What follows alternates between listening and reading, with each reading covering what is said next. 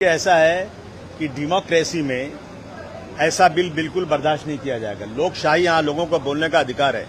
नक्सलवाद खत्म करने के लिए नक्सलियों के नाम पर यह बिल लाया जा रहा है, लेकिन ये आवाज कुचलने वाला बिल है। डॉक्टर राम मनोहर लोहिया ने कहा था कि जब सड़क वीरान हो जाएगी तो सांसद आवारा हो जाएगी। सड़क वीरान है, कोई सड़क पर उतर नहीं रहा है, और हम गांधी जी ने यही रास्ता हमको दिखाया है। और अभी अगर पुलिस को इतना अधिकार मिल जाएगा तो पुलिस तो पहले से लोगों को नंगा नंगा करके मार रही है।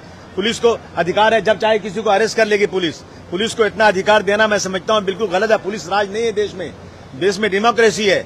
और ये जो है विरोधियों को, विरोधी पक्ष को अगर उन्होंने सरकार के ऊपर टीका टिक्की किया और कुछ उनको पसंद नहीं आया तो ये कानून लागू होगा। मैं समझता हूं देश में पहले से लॉ है, मकोका है और जो है एमपीडीए है, ऐसे लॉ हैं जो लोगों को उम्र कैद और फांसी की सजा भी दे सकते हैं। तो ये बिल ला करके मैं समझता हूं लोगों की आवाज को कुचलना है। ये इस बिल का समाजवादी पार्टी पूरी तरह से विरोध करती है। सर, इसमें लेफ्ट एक्सट्रीमिस्ट संगठनों का मेंशन किया हुआ है, राइट एक्सट्रीमिस्ट संगठनों का कहीं भी इसमें जिक्र नजर नहीं आ रहा। क्या ये डेलिबरेटली किया है? देखिए, ऐसा है कि मैं समझता हूं कि ऐसे बिल लाने की डेमोक्रेसी में, लोकशाही में कोई जरूरत नहीं है।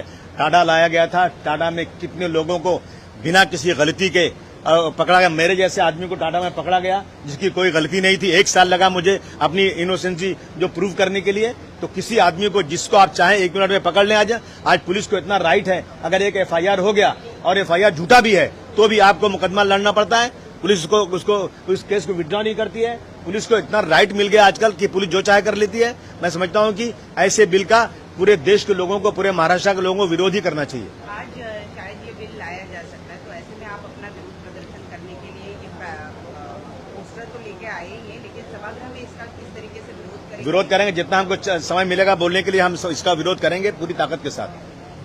जो अमेंडमेंट किए गए हैं, क्या उनकी जानकारी आपको मिल पाई है कि कौन कौन से मुद्दों पर अमेंडमेंट किया गया है, सुधारणा करके? मेरा कहना है कि अमेंडमेंट की कोई जरूरत नहीं है, बिल की ही जरूरत नहीं है। ऐसी बिल लाने की जरूरत ही नहीं है।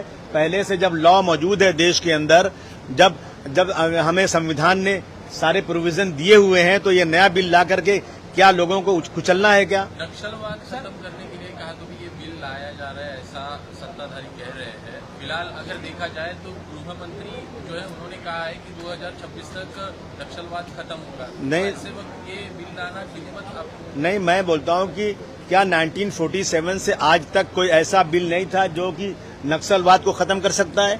आज 75 साल के बाद इस तरह के बिल लाने की जरूरत आज क्यों महसूस हो गई है? आज ऐसा है कि अहंकार है, सत्ता पक्ष को अहंकार है, जो चाहे कर लें लोग। इसलिए हम इस बिल का पूरा विरोध करते हैं। अबू सर एक और सवाल जानना चाहेंगे। जिस प्रकार से मोदी सरकार को हराने के लिए इंडिया ब्लॉक बना था, महाराष्ट्र में महाविकास अघाड़ी बना था, वहीं संजय राउत कह रहे कि जो स्थानीय चुनाव है उसको कहीं जरूरत नहीं है। तो आपको लगता है कि महाविकास अघाड़ी या शिवसेना को सिर्फ इस्तेमाल करके लोगों को छोड़? ये लोग जो कर रहे हैं ना, ये खुद भुगतेंगे इसको।